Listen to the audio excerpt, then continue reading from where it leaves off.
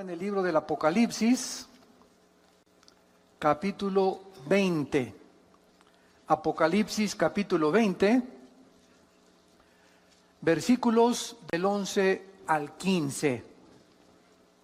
Apocalipsis 20, del 11 al 15, tenemos el tema, la profecía del juicio final. La profecía del juicio final. Y vi un gran trono blanco y al que estaba sentado en él, de delante del cual huyeron la tierra y el cielo, y ningún lugar se encontró para ellos. Y vi a los muertos, grandes y pequeños, de pie ante Dios. Y los libros fueron abiertos, y otro libro fue abierto, el cual es el libro de la vida. Y fueron juzgados los muertos por las cosas que estaban escritas en los libros según sus obras. Y el mar entregó los muertos que había en él, y la muerte y el Hades entregaron los muertos que había en ellos, y fueron juzgados cada uno según sus obras. Y la muerte y el Hades fueron lanzados al lago de fuego. Esta es la muerte segunda. Y el que no se halló inscrito en el libro de la vida, fue lanzado al lago de fuego. Esta profecía y este último evento de todo el programa profético de Dios se llama el juicio del gran trono blanco. Con este evento termina, esto es muy importante para todos ustedes, los estudiantes de escatología o de profecía, el juicio del gran trono blanco, que también se llama el juicio final, porque es el último de los juicios que Dios va a llevar a cabo.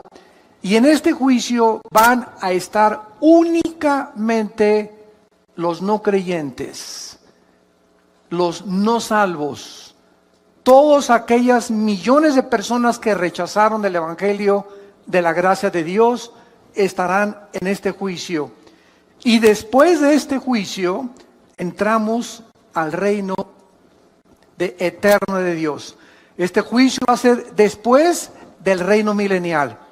Entonces, les voy a dar un panorama rapidísimo para que nos podamos ubicar. Ahorita nos encontramos en este periodo de 2000 años que se llama también la época de la iglesia. Son 2000 años aproximadamente que están a punto ya de terminar. El próximo evento ahorita es el arrebatamiento de la iglesia. Somos sacados millones de personas desde Pentecostés hasta nuestros días del mundo. Porque en el arrebatamiento no se van a ir los santos antes de la cruz. O sea, de Adán hasta la cruz de Cristo son los santos del Antiguo Testamento. Ellos van a resucitar hasta después en la segunda venida de Cristo.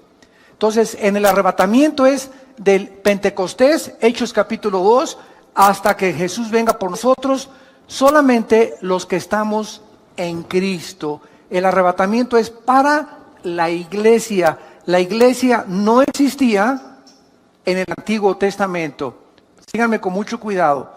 Entonces, en el arrebatamiento la iglesia es arrebatada o sacada del mundo, y después del arrebatamiento sigue un periodo de 7 años que se conoce como la 70 semana de Daniel. Daniel 9, 24 al 27 se profetizó que la última semana o los últimos 7 años Dios terminaría o culminaría su programa con Israel. Al terminar la tribulación o los 7 años de la gran tribulación, bajamos con Cristo a establecer el reino milenial de 1000 años. Y cuando terminen los 1000 años, que son casi se llaman las vacaciones del cristiano, es el juicio del gran trono blanco. Y en el gran trono blanco van a resucitar todos los espíritus que se encuentran en el Hades. ¿Qué es el Hades? La prisión interna en el centro de la tierra, donde se encuentran todas las almas, desde Adán hasta nuestros días, que no van a tener la salvación. Y van a resucitar. Por eso dice, el Hades entregó sus muertos para presentarse y demostrarles Dios lo burlones que fueron. Porque ahorita existe un espíritu de burla. de comentarios tontos de gente que Dios es esto, que la religión es esto, gente ignorante, que no tiene ni siquiera idea ni la conciencia que el día de mañana vas a morir. Y que el día que tú te mueras, no importa cuánto te burles y cuánto desprecies las palabras de Jesucristo, te enfrentarás al juicio final. Es como cuando Blaise Pascal, el gran físico matemático francés, cristiano, una eminencia todavía en la física, tuvo un debate con un ateo. Y el ateo le dijo a Blaise Pascal, ¿sabes una cosa? Para mí, después de la muerte, no existe nada. No hay ni infierno, ni cielo, ahí se acabó la existencia. Y Pascal le dijo, pues sabes una cosa, que yo opino lo contrario a ti. Un hombre llamado Jesucristo vino y murió en una cruz y resucitó de los muertos, y la resurrección de Jesucristo transformó el imperio romano. Pero déjame decirte una cosa, le dice Pascal al ateo, ya sea que si tú tienes razón, yo no pierdo nada. Pero si yo tengo razón y Jesús realmente resucitó de los muertos, ¿qué amolada te vas a llevar? Así que pues de todas maneras, ¿verdad? Si no es cierto, no perdimos nada, pero si es verdad, entonces aquellos que se burlaron y que persiguieron y que despreciaron completamente el mensaje de Jesús, no tendrán oportunidad de arrepentirse por haber vivido vidas tan orgullosas, tan vanas, tan burlonas y tan despreciativas al mensaje de la palabra de Dios. Muy bien, este juicio, como acabamos de mencionar, se llama el juicio del gran trono blanco y es el evento final antes de que entremos a la eternidad. Acabando este juicio, ya estuvimos 1000 años aquí en el mundo, viene el juicio, son lanzados al lago de fuego y de ahí entra Apocalipsis 21 y Apocalipsis 22, que se llama la eternidad. Todavía en el milenio, o sea, en los 1000 años que vamos a tener aquí con Jesucristo en la tierra, va a haber pecado. Todavía en el milenio va a haber muerte. Dice Isaías 65 que el pecador de 100 años será maldecido. Y vamos a vivir 1000 años, que es el mismo periodo de tiempo que se nos dio antes del diluvio universal. Por ejemplo, Matusalén vivió 969 años, que es la persona que más tiempo se le ha extendido la vida, pero Noé a los 500 años, ¿verdad?, comenzó a tener hijos. Entonces todo ese lapso de tiempo y de vida se detuvo después del diluvio por la maldad humana. Si con los 80 años que Dios nos da de vida, 70 años, miren nada más a dónde hemos llevado el mundo, estamos al borde de una tercera guerra mundial. Imagínense que se nos dieran 500 años, ya nos hubiéramos acabado desde hace muchos siglos.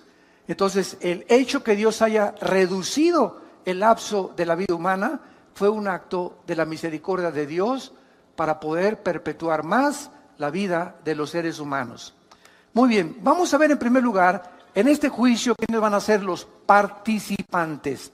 Dice el versículo 11, vi un gran trono blanco y al que estaba sentado en él, de delante del cual huyeron la tierra y el cielo, y ningún lugar se encontró para ellos. Y el versículo 12, dice la Biblia que el apóstol Juan vio. ¿A quiénes vio? A los muertos, grandes y pequeños. Esto no se habla los que medían 1,90 de estatura y los que medían 1,50 de estatura. Aquí no tiene que ver la estatura. Grandes y pequeños se refiere a las clases sociales, reyes, príncipes de la realeza, los peroration, como decimos en México, ¿verdad? Y también los indígenas y las de las clases más bajas, porque tanto los que están hasta arriba como los que están hasta abajo, muchos de ellos rechazaron a Jesús. Entonces Juan vio que estaban todos ellos, y vean ustedes lo que dice, de pie ante Dios. Entonces, en este juicio vamos a ver que en primer lugar estarán todas aquellas personas que rechazaron el evangelio de Jesucristo. Si vemos rápidamente en Juan capítulo 5, versículo 25 en adelante, que Jesús dijo cuando estaba en el mundo, de cierto les digo, viene la hora, y ahora es, cuando los muertos oirán la voz del Hijo de Dios, y los que la oyeren vivirán. Porque como el Padre tiene vida en sí mismo, así también ha dado al Hijo el tener vida en sí mismo. Y también le dio autoridad de hacer juicio, por cuanto es el Hijo del Hombre. En este juicio estará aquel que hace 2000 años murió en una cruz, en medio de dos ladrones, en medio de las burlas de la gente, en medio de las burlas de los griegos, de los filósofos, en medio de las burlas de los religiosos, en medio de todo ese cúmulo de personas que él había sanado, había librado de los demonios, y sin embargo esos que 8 días antes le dijeron, Hosana el que viene en el nombre del Hijo de David, en el Domingo de Ramos, 8 días después le estaban poniendo clavos en las manos. Entonces Jesús se estará en este juicio, y entonces Él será, ¿verdad?, el testigo más grande en el universo de que las personas que van a ser llamadas a enfrentarse a este juicio no tendrán la oportunidad, porque están, dice la Biblia, de pie. Aquí ya nadie se va a hincar, aquí ya nadie tendrá la oportunidad de decirle, Señor, ten misericordia, perdóname, ahora sí, Jesucito lindo, mi dulce compañía en el Padre, ya no podrás sacar tu estapita de San Judas Tadeo tampoco, ni de San Cristóbal, no vas a poder invocar a la monja, ni al Papa, ni a Abraham, ni a nadie, será demasiado tarde. En este juicio no hay gracia, en este juicio no hay misericordia, en este juicio se terminó completamente la bondad que Dios ha manifestado, y por eso se llama la época que vivimos, la época de gracia. Porque es la oportunidad que Dios nos da de venir a la cruz. No es cuando nosotros querramos, es cuando oyes su voz, no te endurezcas. Esta es la tragedia del ser humano. Pues yo me voy a convertir cuando tenga 40 años. O después de que ya tenga los 5 millones que estoy tratando de tener en mi negocio, voy a ir a la iglesia. O tal vez cuando vaya en la ambulancia y ahí en la camilla le diga, Jesucito, perdóname de todos mis pecados. O cuando ya esté en el quirófano y antes de que me intervengan quirúrgicamente, le voy a pedir perdón a Dios. Dice la Biblia, Dios no puede ser burlado. Es cuando Él te habla, como en estos tiempos que es la Biblia la que te está hablando a través del Espíritu Santo, es cuando tú debes de responder. Y cuando la Biblia te usa la palabra de Dios para llamarte al arrepentimiento y tú no lo haces y lo dejas para en la tarde, o lo dejas para mañana, o lo voy a pensar dentro de 4 o 5 días, la Biblia dice que el corazón se endurece. Y llega un momento en que estás tan endurecido en tu corazón que ya la palabra de Dios no tiene efecto en tu vida ni en tu alma. Y es completamente irregular que tú puedas pensar, o estás completamente equivocado que te puedes arrepentir. Cuando oigas su voz, no lo rechaces, no te endurezcas, porque el corazón se endurece muy fácilmente. En este juicio entonces van a estar los no creyentes. Nosotros no vamos a estar ahí. ¿Por qué? Porque nosotros, cuando recibimos a Jesucristo como Salvador y Señor, Él en la cruz ya pagó, ¿qué cosa? Pagó la culpa que nosotros ya no tenemos que pagar. Esto es por eso se llama la época de la gracia. El justo muere por los injustos. El santo muere por los pecadores. Y en esa cruz Dios quiere demostrarte que de tal manera te ama que a su hijo no lo perdonó. Casi 2000 años antes de la cruz había un hombre llamado Abraham. Y llegó al monte Moriah, que es el mismo monte donde murió Jesús. Y Dios le dijo, Abraham, dame a tu hijo Isaac. Y cuando Abraham levantó el cuchillo para matar a Isaac, se oyó una voz que decía, ahora veo que temes a Dios, por cuanto no me negaste entregarme a tu hijo. Y 2000 años después de Abraham, cuando Cristo muere por nosotros, podemos nosotros decir ahora veo, Señor, cuánto me amas, porque no negaste entregarme a tu hijo. Abraham y Isaac fueron salvados. Dios no salvó a su Hijo Jesucristo. Le salvó la vida a Isaac, pero no se la salvó a su Hijo Jesucristo. Porque de tal manera Dios nos ha amado que Él entregó a su Hijo en nuestro lugar y nosotros por sus llagas hemos sido completamente sanados.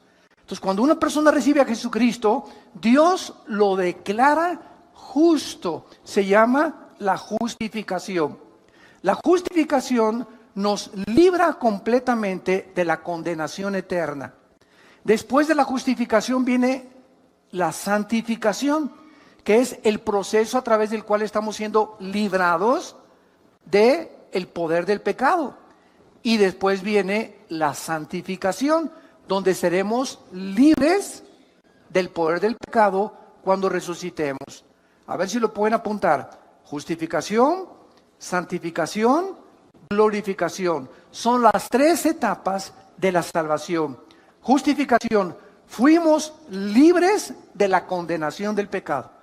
Romanos 8:1, el que está en Cristo, nueva criatura es, ninguna condenación hay para el que está en Cristo Jesús. Esta es la justificación. Toda persona que ha recibido a Cristo ha sido justificada, declarada inocente en el tribunal cósmico de Dios. Mientras viene Cristo, estamos siendo librados porque el pecado no fue erradicado de nosotros. Ahí está todavía dentro de nosotros el pecado, pero ya no tenemos la culpa cuando sea el juicio de pagar por ellos. Estamos siendo ahorita santificados o siendo libres de ese poder que ahora descubrimos y la maldad que hay en nosotros a través de nuestra comunión diaria y de nuestro contacto con la palabra de Dios. Esta es la palabra que se llama santo. Sean santos. Cada día trata de decirle no al pecado, no al pecado, no al pecado. Y mientras más rechaces el pecado en tu vida, más fuerza espiritual tienes dentro de ti y más poder de resistir las tentaciones.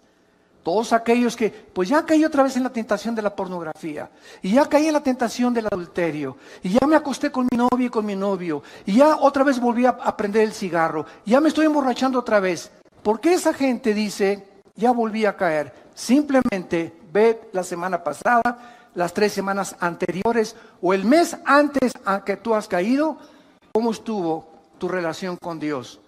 Dejamos de hacer contacto con la Biblia, dejamos de asistir a la iglesia, dejamos de ir a los estudios bíblicos, comenzamos a debilitarnos interiormente. Y cuando enfrentemos la tentación, no tenemos fuerza para poder decirle, no me acuesto contigo, no me emborracho, no tomo esa droga, etcétera, etcétera, porque no tenemos el poder espiritual que Dios quiere que tengamos. Entonces, estamos siendo librados del poder del pecado y seremos libres hasta el tiempo de la resurrección. Ahora, esto es muy importante también. Cuando recibimos a Jesucristo, somos sellados por el Espíritu Santo. Efesios 1, 13 y 14. ¿Qué es un sello? Es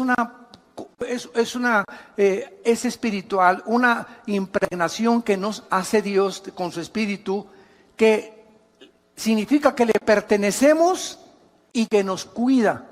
Hace muchos años, cuando yo vivía en un rancho, me acuerdo que nos levantamos a las 5 de la mañana a marcar a los becerros.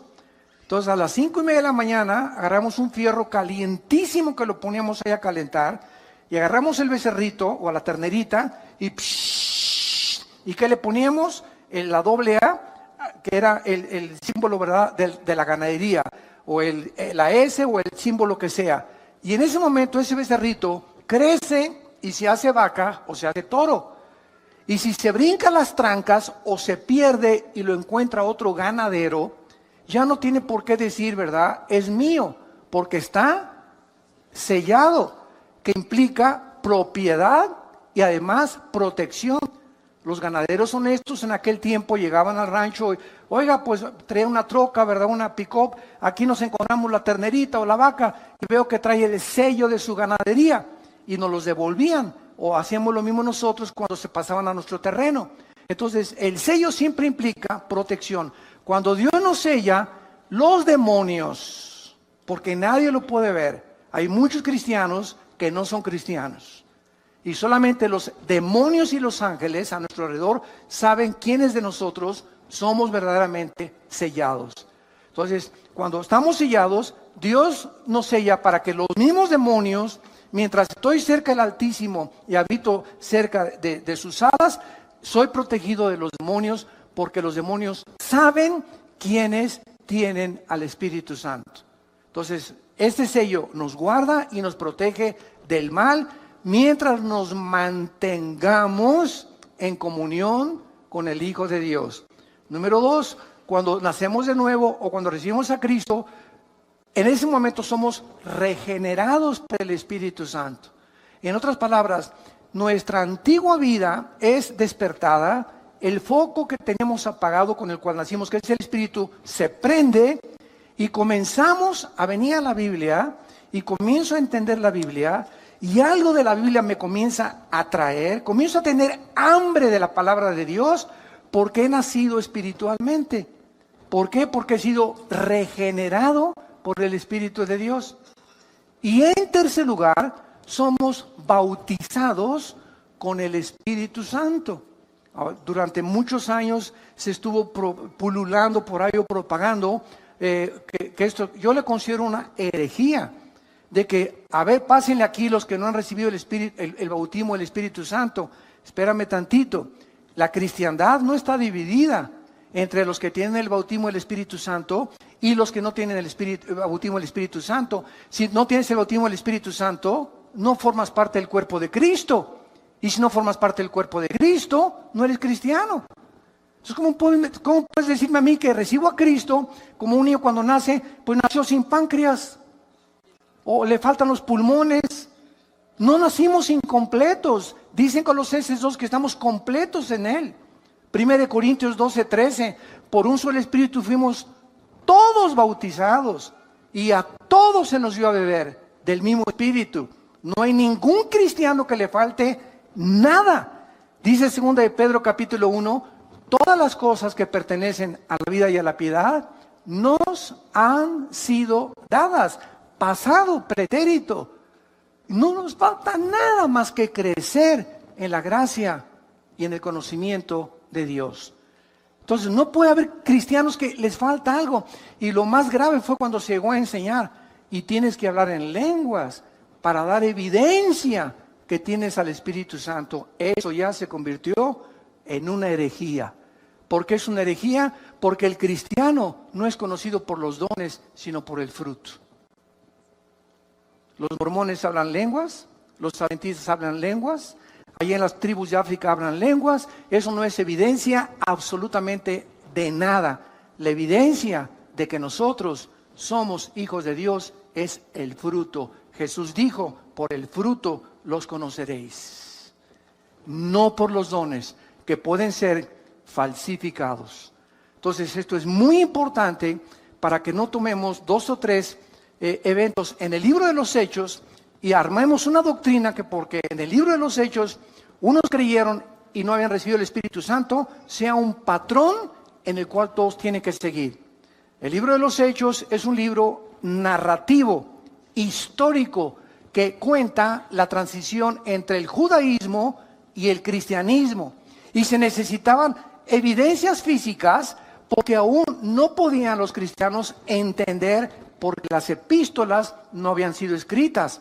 No había sido escrito Romanos, ni Corintios, ni Efesios, ni Gálatas, ni Colosenses, ni Tito, ni las de Pedro, etcétera, etcétera. Estaban completamente desarmados y desnudos. Entonces, cuando los apóstoles escriben las cartas, las escriben para explicarles las cosas de los hechos y explicarles las doctrinas que recibieron de Cristo, como el apóstol Pablo, que estuvo 15 años en el desierto antes que los apóstoles reconocieran que él era realmente uno de ellos, o un apóstol, o como él se llama a sí mismo, el último de los apóstoles. Esto es muy importante, santos de Dios, porque la iglesia está llena de barbaridades. La iglesia está llena de doctrinas y tradiciones de hombres. Esta cosa de que el bautismo era algo que después de ser cristiano lo tienes que recibir, comenzó en los años 70 del siglo pasado. Hace 40 años, 50 años más o menos. Entonces así se van introduciendo cosas que se acaban aceptando como una verdad. Cuando la Biblia, regresamos a la Biblia y la Biblia nos vuelve otra vez a dar una reforma, una renovación de las cosas realmente como fueron escritas. Entonces, esta es la razón por la cual en el juicio del gran trono blanco, los cristianos no vamos a formar parte. Ya fuimos sellados, bautizados, regenerados y la unción la tenemos dentro de nosotros. Finalmente, ¿qué significa la palabra cristiano? Como una vez me preguntaron en una entrevista por televisión, ¿usted por qué no cree en el bautismo del Espíritu Santo? Si no lo creyera, no fuera cristiano. ¿Por qué? Porque dice 1 Juan capítulo 2, 21 en adelante, que la unción, ¿qué es la unción? El Espíritu Santo. ¿Sabe lo que significa la palabra cristianos o cristiano? Cristos, ungido. Anos, pequeño. ¿Quién es un cristiano? Una persona pequeña, ungida. Una persona que no importa el color de su piel, lo alto, lo grande, la condición cultural, es una persona que tiene la presencia del Espíritu Santo. Si tú no tienes la presencia del Espíritu Santo, puedes ser católico, evangélico, venir a vida nueva, bautizado, remojado, revolcado, como le quieras llamar, mormón, testigo de Jehová, ciencia cristiana. Ninguna iglesia nos hace cristianos. Nos hace cristianos el bautismo del Espíritu Santo. Y la palabra bautismo, ¿qué significa? La palabra bautismo significa identificar, amalgar, hacer uno con otra persona. Entonces, cuando recibimos a Cristo, el Espíritu Santo nos une al cuerpo de Cristo, nos amalga, nos funde, nos identifica. Y en ese momento somos parte de su cuerpo, de sus huesos y de su carne. Y Él es la cabeza. Entonces, esto es el bautismo del Espíritu Santo, la operación mediante la cual el Espíritu Santo nos funde, nos amalgama en el momento de la conversión. No mañana ni horas después, en el momento que le recibo como mi Señor y mi Salvador. Y de ahí en adelante, solo me hace falta crecer en la gracia y el conocimiento de Dios. Estamos completos en Él. No hay cristianos que tengan algo y cristianos que no tengan algo. O somos completamente cristianos por la presencia del Espíritu Santo y formar parte del cuerpo de Cristo, o no somos cristianos. Tan sencillo como eso. Ahora muy bien, pasemos en segundo lugar. ¿Cuáles son los propósitos de Dios para este juicio? En primer lugar, purgar el pecado del universo. Cuando Jesús termine de juzgar al mundo en su trono blanco, de ahí en adelante, después del trono blanco, vean lo que dice Apocalipsis, el pasaje que tenemos estudiando en el versículo 11 y 2. Vi un gran trono blanco y al que estaba sentado en él, delante del cual huyeron la tierra y el cielo. Ningún lugar se encontró para ellos. Vean ustedes que es en el tiempo de este juicio, cuando el cielo y el universo desaparecen para siempre. Los cielos y la nueva tierra no serán hasta después del milenio, después de este juicio. Es precisamente este juicio la culminación del programa profético de Dios. De ahí en adelante, después de este juicio, cielos y nueva tierra, donde ya no existe el pecado. Entonces, esta es la última cosa que hace Dios para purgar el pecado del universo. Y en este juicio estarán ahí todos los creyentes, todos los no creyentes, y verán el mundo que amaron, donde quisieron establecer sus propiedades, la fama, el éxito, la popularidad, ese mundo que pasa, que es vano, que es incierto, que es temporal, ese mundo donde ellos creían que podían triunfar, o donde pusieron toda su esperanza y toda su herencia, así, ¡puf!, desaparecerá con todo el universo alrededor. Por eso la Biblia nos manda en 1 Juan, versículo 2, 15 al 17, amados míos, no améis al mundo. ¿No se contradice con que de tal manera amó Dios al mundo? Vemos aparentes contradicciones en la Biblia. Fue una muy buena pregunta que me hicieron. Oiga, ¿por qué dice en Juan 3:16, de tal manera amó Dios al mundo? Y 1 Juan 2:15 al 17, no améis al mundo. Juan, el Evangelio de Juan capítulo 16 también, no, el mundo os aborrecerá. Entonces tenemos que entender claramente que cuando dice de tal manera amó Dios al mundo, se refiere a las personas.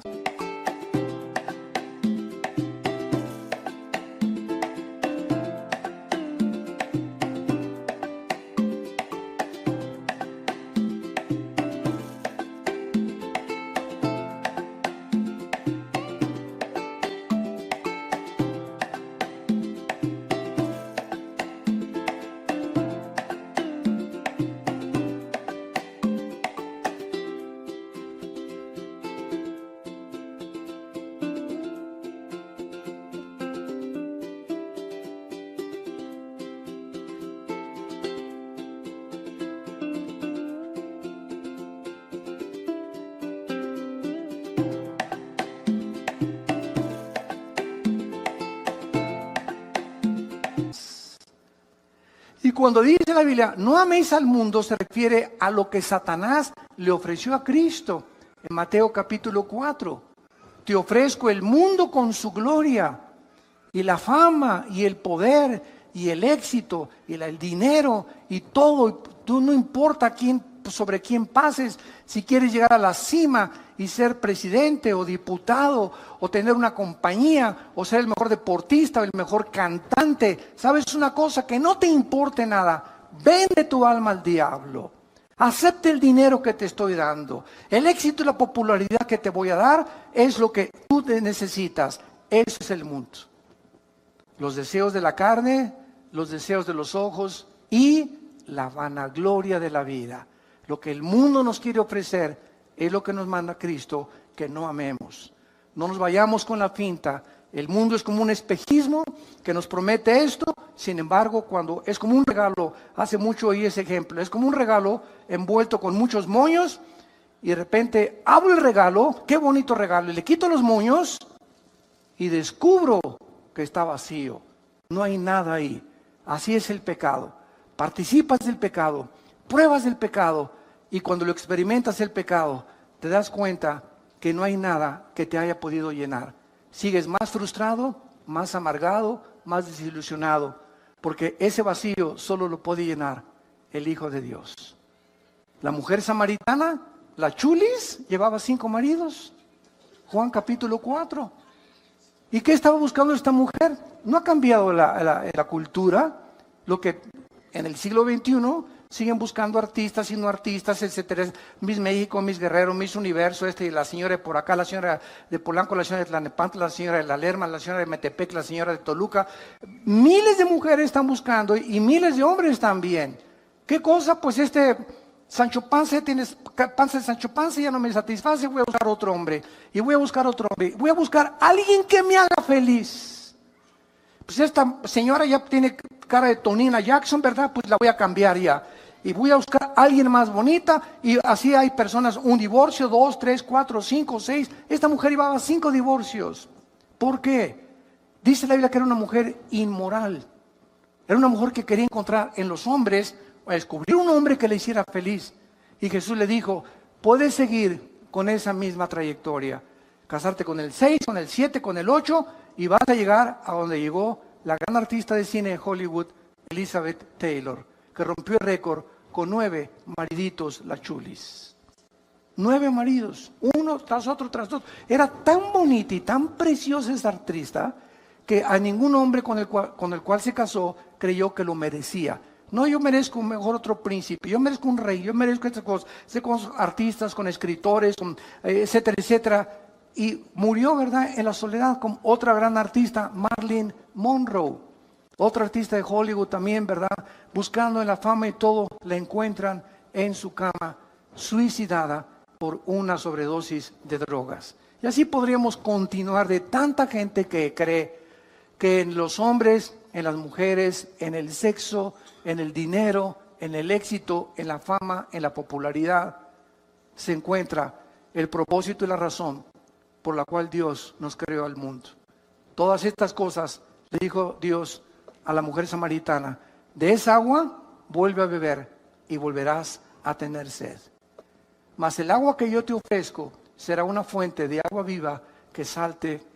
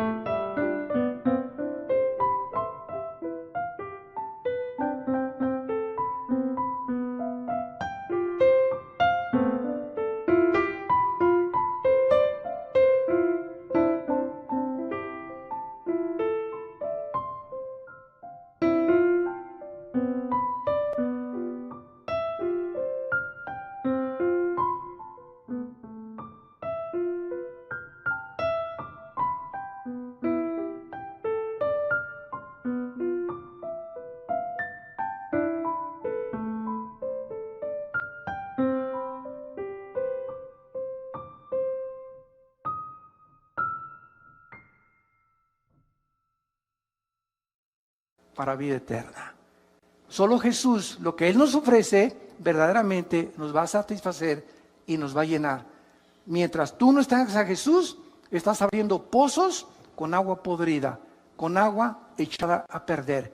Del pozo que tú quieras sacar el agua, nunca va a satisfacer lo que solo Jesús nos puede dar. En segundo lugar, este juicio no solamente es para purgar el pecado y desaparecer el universo y el mundo y la creación de todo, sino también para vindicar en segundo lugar la justicia de Dios.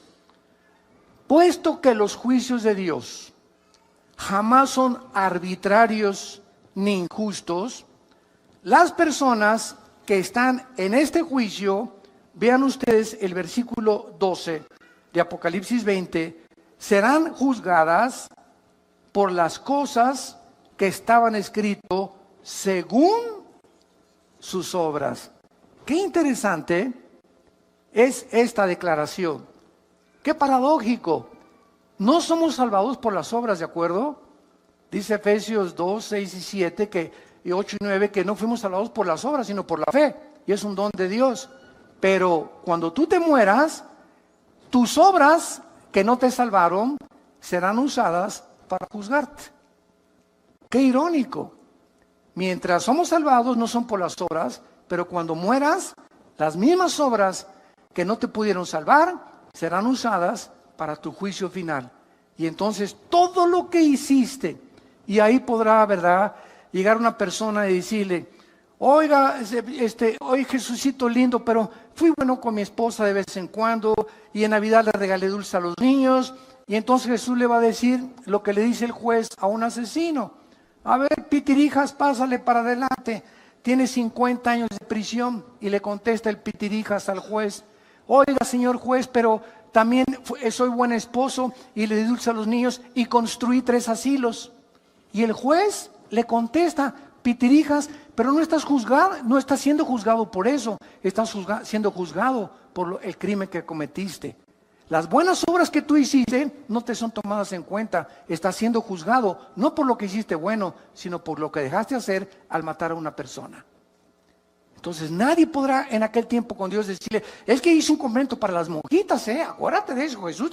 Allá en Coyoacán tuve un convento para las monjitas y me vestí de Santa Claus en diciembre para regalarles a los niños. No vas a ser juzgado por eso, vas a ser juzgado por los pecados que van a estar en el libro de las obras escritas desde que tú naciste.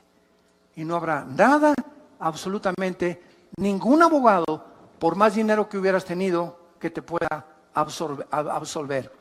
Y en tercer lugar, esto es lo más importante, este juicio tendrá como propósito determinar el castigo de cada quien. No crean que todos van a irse, ¿verdad?, al infierno y todos van a purgar el mismo castigo y el mismo dolor y las mismas torturas y los mismos sufrimientos, de ninguna manera. Veamos en Mateo capítulo 11. ¿De qué forma no es verdad que todos en el infierno o en el lago de fuego van a sufrir igual? De ninguna manera. Hay muchísimas evidencias, como lo vamos a leer, que las personas serán juzgadas en base al conocimiento que tenían y a las oportunidades que tuvieron mientras estaban vivos para arrepentirse y recibir a Cristo. Antes de leer Mateo 11, por ejemplo, ¿qué de las personas musulmanes o hindúes? Y esta pregunta siempre me la han hecho en los debates. ¿Qué de las personas, oiga, que nunca oyeron hablar de Cristo? Mi tío fue hindú, mi tío fue budista, mi tío fue por allá en una isla, y hay millones de personas, y esto es una realidad, no lo podemos negar.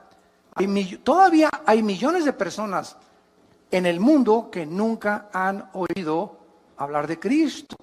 ¿Cómo las va a juzgar Dios? Es una muy buena pregunta y la Biblia nos da la respuesta.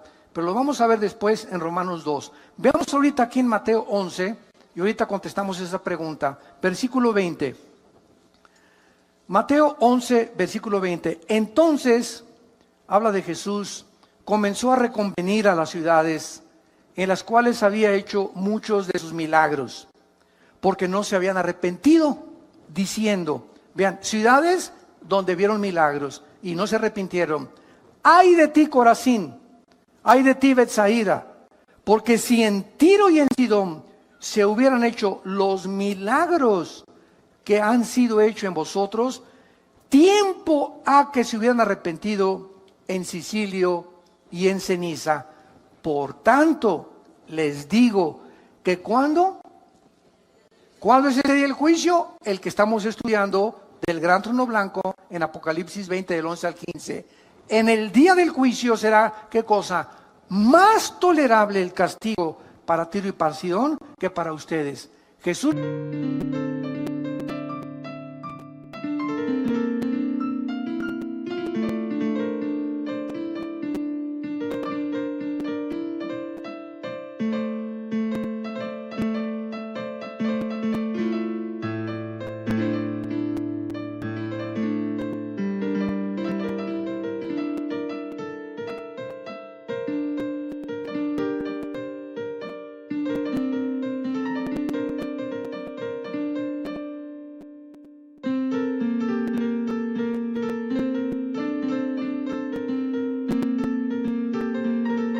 dice a 2 ciudades, Tiro y Sidón serán castigadas menos en el día del juicio. ¿Por qué?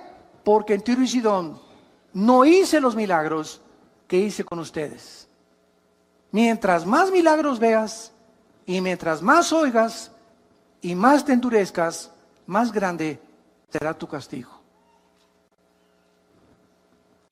Y tú, Capernaum, versículo 23, que eres levantada hasta el cielo, hasta el Hades, serás abatida. Porque si en Sodoma se hubieran hecho los milagros que han sido hechos en ti, habían permanecido hasta el día de hoy. Por tanto, les digo que otra vez, ¿cuándo? En el día del juicio será más tolerable el castigo para la tierra de Sodoma que para ti. Es increíble lo que Jesús declara en este pasaje.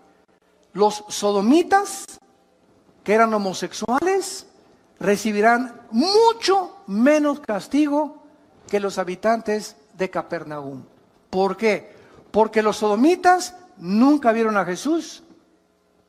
En Sodoma no había Biblia, en Sodoma no había predicadores, pero en Capernaum vieron al Hijo de Dios predicar la palabra de Dios y hacer milagros, y con todo y esto lo rechazaron.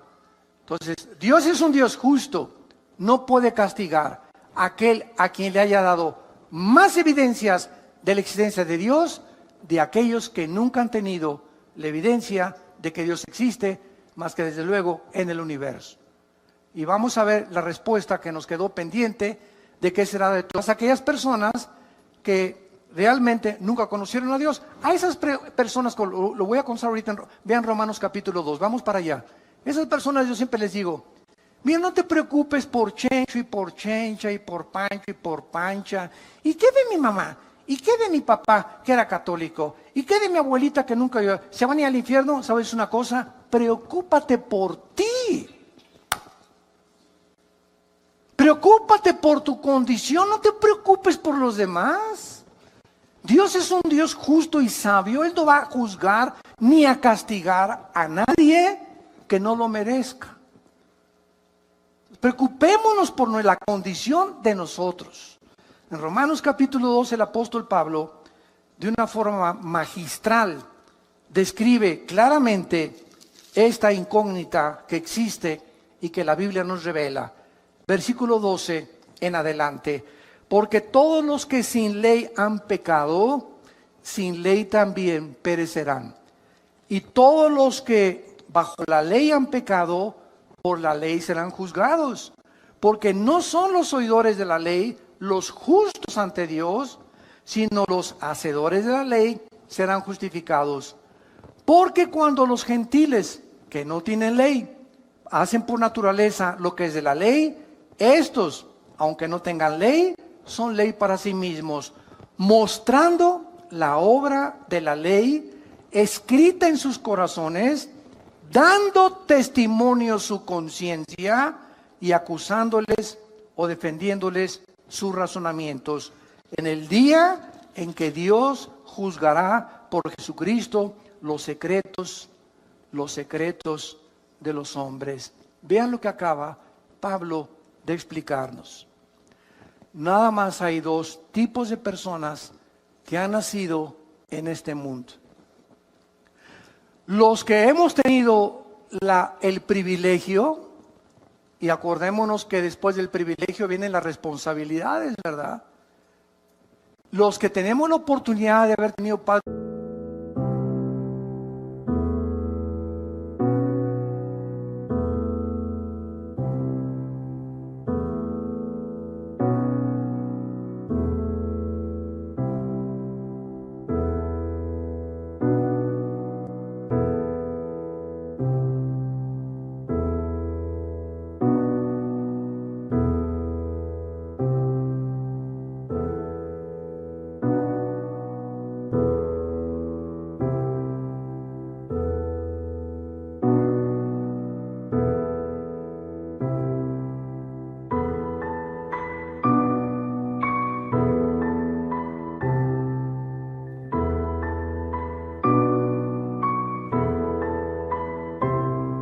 Cristianos, o ustedes que tienen padres cristianos, o todos los que han asistido a las iglesias cristianas en el mundo entero y han oído la palabra de Dios. Por todo lo que has oído vas a ser juzgado. por todo lo que tú has oído vas a ser juzgado. Y hay otras personas que no tienen Biblia, que nunca se les predicó. Estas personas que nunca tuvieron la oportunidad de oír lo que tú y yo hemos escuchado, es lógico que si Dios es justo, va a juzgar al que mucho se le da, mucho se le pedirá. Entonces, a nosotros que vivimos bajo la ley de Dios y conocimos la ley de Dios y conocimos el Evangelio de Dios,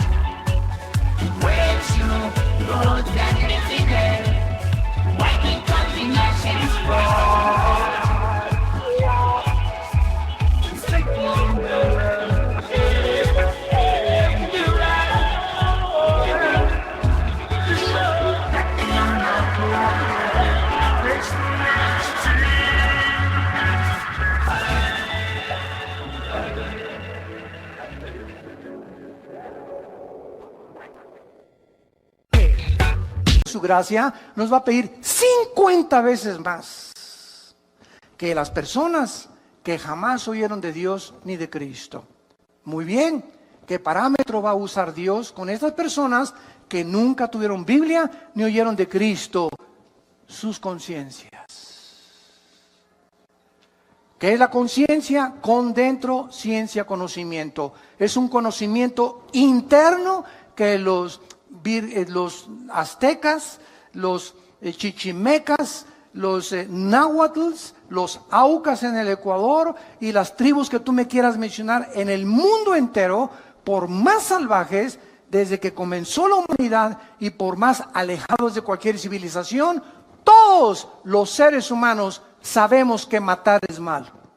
En cualquier tribu de salvajes sabemos que una muchacha no se la robas a la otra familia, ni violas a una muchacha sin que te cueste, como las tribus en Estados Unidos mataban a los que se llamaban a las muchachas, y nunca las tribus africanas entregan a sus hijas que no son vírgenes al matrimonio. Ni tampoco ningún jefe de ninguna tribu se mete con la esposa del otro jefe de la tribu. Algo hay en la conciencia que tenemos ya los seres humanos desde que nacimos, porque no somos yeguas ni caballos no capados, ni caballos que relinchan por las mujeres como los caballos lo hacen cuando entran en su celo. Tenemos un control, somos agentes morales, no somos animales y vamos a ser juzgados. Si nunca oí la Biblia, pues Dios me va a juzgar. ¿Cómo respondí a esa conciencia? Ahora, ¿cómo respondió a esa conciencia? Es un secreto. Porque nadie podrá saber si tu abuelita tenía por ahí su rabo verde. O si tu abuelito, que fue el jefe de la iglesia y ante el mundo un héroe y un cantante y un grande escritor y un grande político, y a su entierro fueron 10,000 personas, o ese artista fueron 10,000 personas y lo veneraron en Bellas Artes, nadie sabe en la intimidad quién era esa persona más que Dios. Por lo tanto, no podemos juzgar. Por eso Jesús dijo, no juzguéis para que no seáis juzgados. No podemos emitir un juicio condenatorio o un juicio de liberación. No, esa persona debe estar en el cielo porque le regaló todo a los niños pobres y sus canciones eran todas las canciones de Navidad. No podemos tener ese concepto. Por eso dice, los secretos. Todos tienen un closet donde tienen colgado un esqueleto. Y la vida privada de las personas, si es hecha pública, la mayor parte de los seres humanos nos avergonzaríamos de ver nuestra vida privada. Pero cuando venimos a Cristo, ya no puede existir esa vida privada. Ya no puede ser uno en tu casa y otro con tus amigos y otro en la intimidad. Sí, mi amor, te quiero con cuernos de oro y hago así cada vez que te veo. Y tienes un amante. Y robas y extorsionas y traficas, etcétera, etcétera, porque tienes 2, 3 clases de vida y esas son las que solo Dios conoce. Por esas vidas escondidas serán juzgados las personas que nunca oyeron hablar de Cristo. Entonces cada quien va a tener el castigo que merece según su conciencia si nunca hablaron de Cristo. Ahora vean también en Marcos capítulo 12, en penúltimo lugar, Marcos capítulo 12, versículo 38 al 40. Estas verdades que Jesucristo continúa confirmándolas. Dice Marcos 12, 38 al 40, y les decía en su doctrina, guardaos de los escribas, o sea de los religiosos, que gustan de andar con largas ropas y aman las salutaciones en las plazas y las primeras sillas en las sinagogas y los primeros asientos en las cenas, que devoran las casas de las viudas y por pretexto hacen largas oraciones. Estos recibirán mayor juicio, mayor condenación. Todos aquellos que se autonombraron líderes religiosos, no importa de qué religión haya sido, y que se hayan autonombrado puesto para dirigir a las personas y hayan explotado a sus semejantes y se hayan aprovechado de sus semejantes, lo mismo que políticos que toman un puesto político, ¿para qué? Para ayudar al pueblo, para sacar al pueblo, para levantar esa ciudad, para mejorar esa ciudad, para levantar esa república, para esa nación. Y al contrario de esto, exploten y roben. Y se apropien de aquello que es del pueblo, recibirán mayor condenación. Más grande será su juicio por el grande privilegio que Dios les permitió tener al sentarse como jueces, diputados, líderes religiosos, dictadores, presidentes de naciones. Esas personas van a ser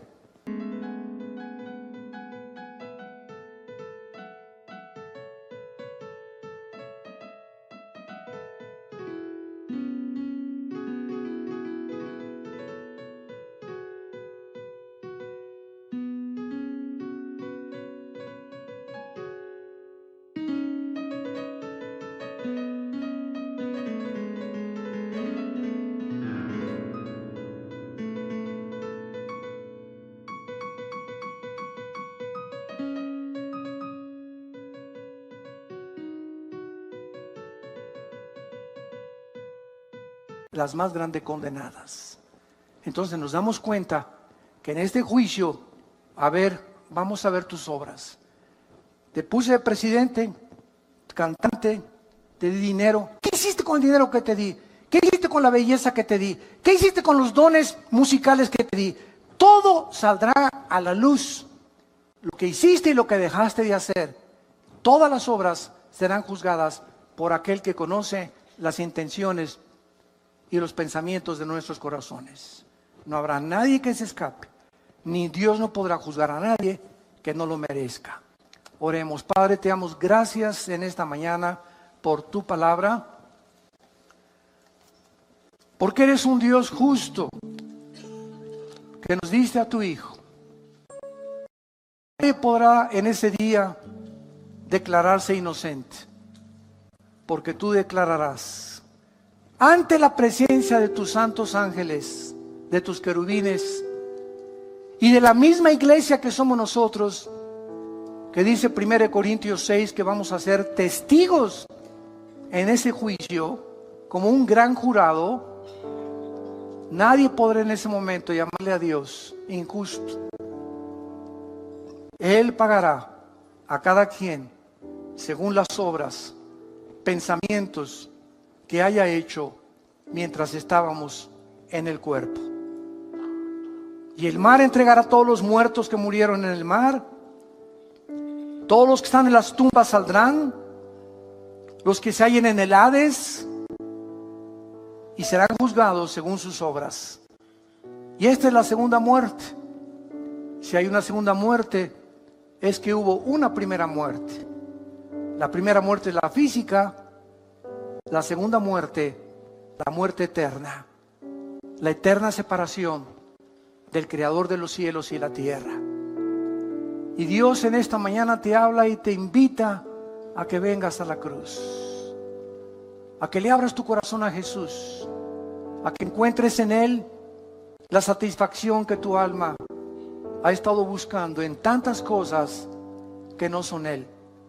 Seguirás igual de vacío, de frustrada, de desilusionado, porque de esa agua, cada vez que tú vuelvas a beber, te volverá a dar sed.